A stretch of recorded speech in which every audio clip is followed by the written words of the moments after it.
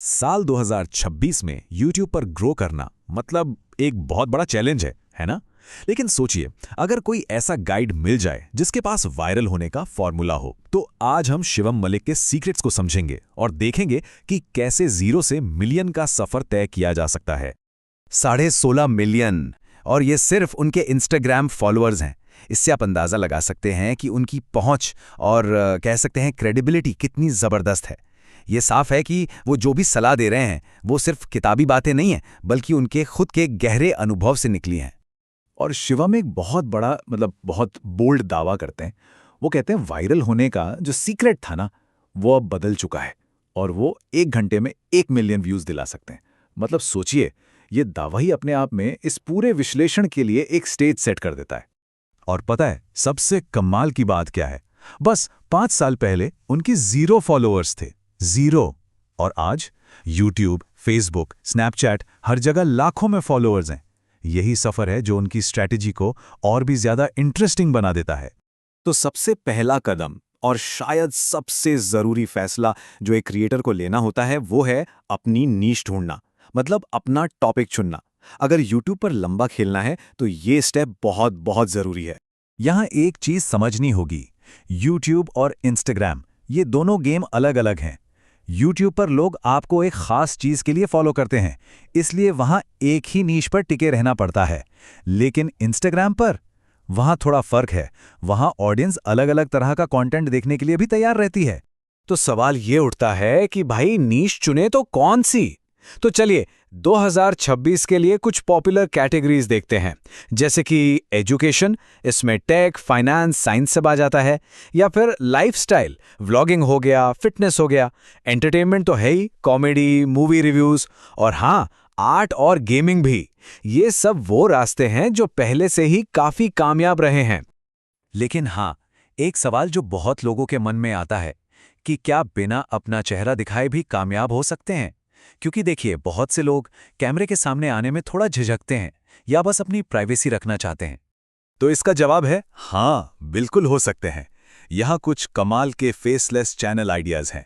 आप कहानियां सुना सकते हैं, प्रोडक्ट रिव्यू कर सकते हैं, एनिमेशन बना सकते हैं, अरे सिर्फ अपने हाथों को दिखाते हुए कुकिंग वीडियोस बना सकते हैं।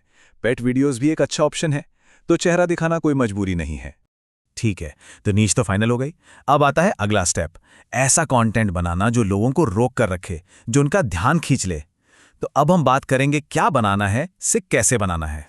तो ये वायरल आइडियाज ये मिलेंगे कहाँ से? इसके लिए 3 बहुत ही प्रैक्टिकल तरीके हैं।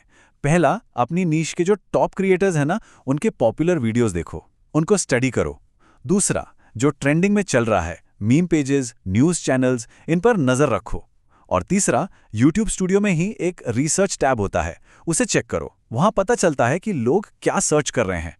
एक बात गांठ बांध लीजिए, वीडियो के पहले 15 सेकंड्स, बस यही सब कुछ है। इसी को हुक कहते हैं। इन्हीं 15 सेकंड में तय हो जाता है कि कोई आपका वीडियो पूरा देखेगा या स्वाइप करके आगे बढ़ जाएगा। अब एक बोरिंग हुक कैसा होता है? कुछ ऐसा। दोस्तों, आज मैं आपको कुछ बहुत जरूरी बताने जा रहा हूं।